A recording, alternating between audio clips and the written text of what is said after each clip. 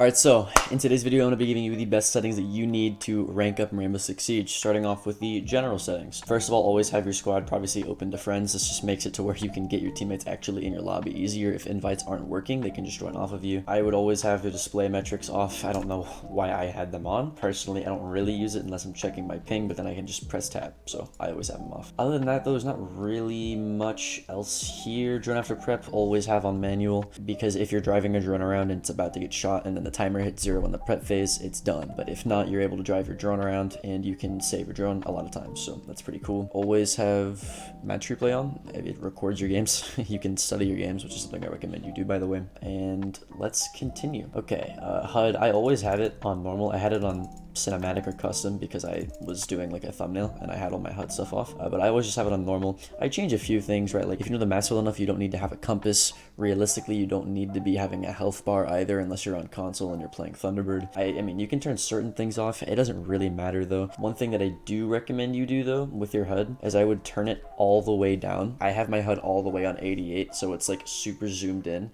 and it's super small. It's just like personal preference to me. I look at max HUD and I'm like grossed out. It doesn't look right. But that's pretty much it for the HUD section. Music volume, I have it 0. I don't really need to listen to music. I haven't heard the Siege music in the lobby in probably like 4 years because I've always had it at 0. Dialogue volume, you could probably also put at 0. It's something I should probably just do unless you really need to hear other people and what they're doing.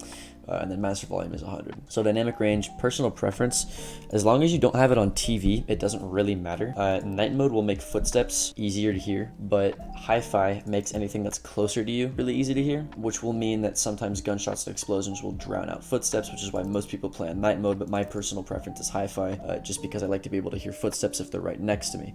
It doesn't really matter. The correct answer is probably night mode. I just have always had it on hi-fi and I've never really thought to change it. Voice chat volume, turn that to where you want it to be, just so that you can hear your enemies at a certain range. Mute on unfocused, I always have that off.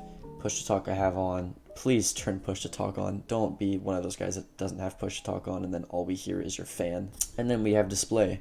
This is your monitor, so put it on what monitor you want. This is your resolution. No real reason to put it in 4K unless you have a monitor that supports that and your PC doesn't want to break itself. Always have it on full screen. It'll actually make your frames better if you have it on full screen. Refresh rate, I have it on 143 because I have a 144 hertz monitor.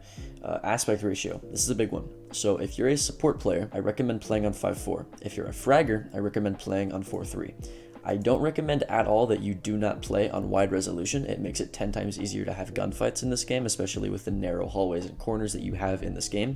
You are going to need stretch resolution. It's something that I've always lived by. Every single pro player uses stretch res. Just use stretch res. But 5.4 is for support players because it makes the 1x scope look like a 1.5 whenever you use it, so it's good for the SMG-11 and any other supporting operators that have the one-time scopes. And then 4.3 is really good because it makes the 1.5 look like an ACOG, and it's really good for people that play Alibi, people that play other 1.5 guns, and that's why I recommend if you're a fragger, play 4.3. If you're a support player, play 5.4. Personally, I play 5.4. That's just what it is. VSync, always turn it off. It actually tanks your frame rate by quite a few, so that's why I turn VSync off. FPS limit, there shouldn't really ever be a limit, especially if you have over 144 hertz on your refresh rate. It's just going to make it a lot easier for you to have the highest frame rate possible for your PC. And then widescreen letterbox, really no point to do that. It's just going to have black lines on the bottom and the top of your monitor. Pretty stupid. And then FOV is either 87 or 90, and I'll tell you why it's either 87 or 90. So depending on what aspect ratio you have, you're going to get the most bang for your buck in terms of FOV for that. I don't really know which one it is, if I'm being completely honest. Like, I don't know which FOV matches which aspect ratio. You can actually go look that up for yourself, but just make sure that you have the right FOV that matches your aspect ratio so that you can actually get, you know, the most amount of viewage for your aspect ratio, but your sensitivity isn't changed too much and you're not able to, like, you know, see certain people because of it. And then, like I said earlier, HUD display 80, and that's about it for that.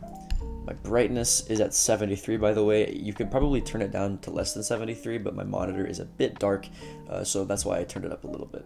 And then going into the graphics. I have a pretty shit PC, if I'm being honest. It runs really, really poorly, and I also have really bad internet at my mother's house, so I have to have almost all low on anything. The only thing that I recommend you have on high / ultra is the shadow quality. Now, the reason I recommend you do this is because there's certain angles that you'll see the shadow of enemies before you'll see them, and it gives you an easy gunfight. A great example, let's say you're on Clubhouse and you're sitting at rafters, right? Outside the garage door, super, super bright, and anybody on the left side of the door cast a huge black shadow onto the door frame. They're easily able to see if they try to peek you, so you can get an easy gunfight there. I abuse this all the time. There's plenty of other angles that you can abuse shadows on, so I recommend you put shadows on high. Reflection definitely doesn't matter. Visual effects doesn't matter. Ambient occlusion, lens effects, zoom in, depth of field, anti-aliasing, I have all off or low. Render scaling and sharpness, I have all on 50. I should probably mess around with these. I haven't really changed them, but it just, works for me. And then everything else I have on pretty much low. Texture quality I have on high.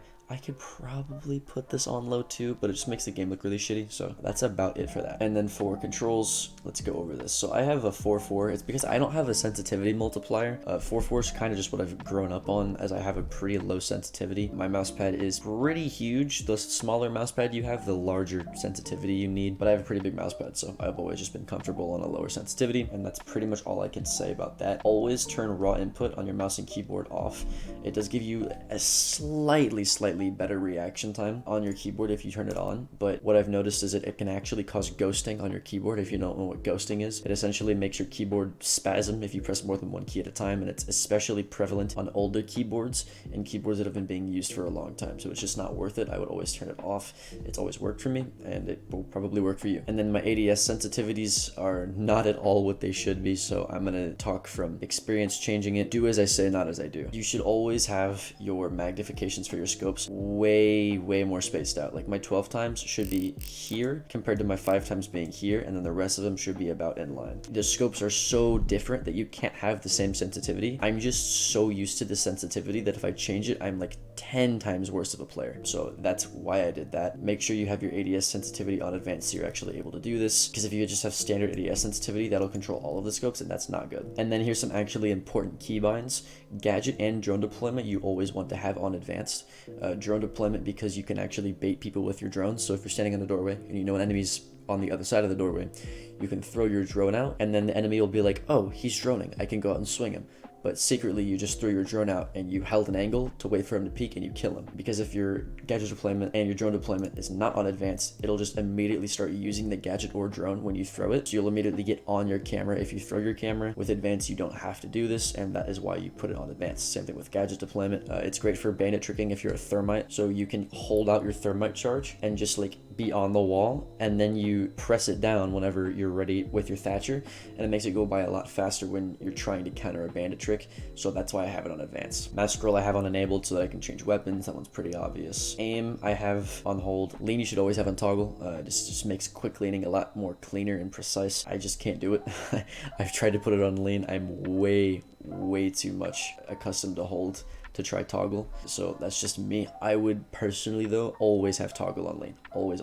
Every single pro player you know has it on toggle. Every single challenger league player, champion player, diamond player, they all have it on toggle. The only reason other people have it on hold is because they're super used to it, like me. Sprint hold, crouch toggle, prone toggle. Let's see, privacy settings, you don't really need that unless you're trying to be a streamer or you don't want your name recorded. And then you can actually have a nickname too, which is pretty cool. Accessibility, okay, here's something cool. So we can talk about optic colors, right? I always have mine on red. Red is, it pops out extremely well. It doesn't blend in. Colors like white and black blend in extremely well to certain surfaces.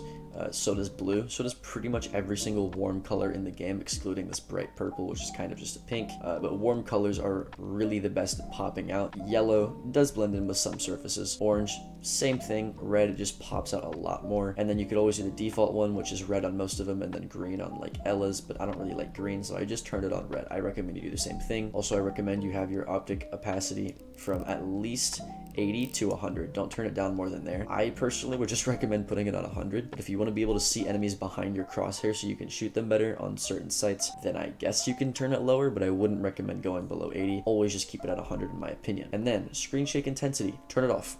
just turn it off. You don't need your screen to shake every time there's an explosion, and the amount of times that I've died in a gunfight because I'm shooting somebody or I'm about to shoot somebody and my screen just violently shakes because a grenade went off, it's countless. I've had to do it so many times.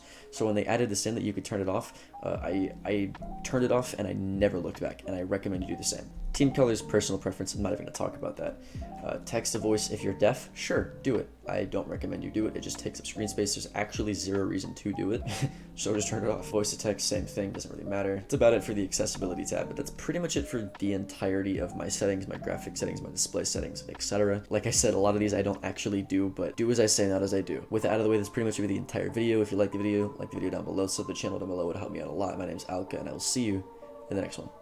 Later.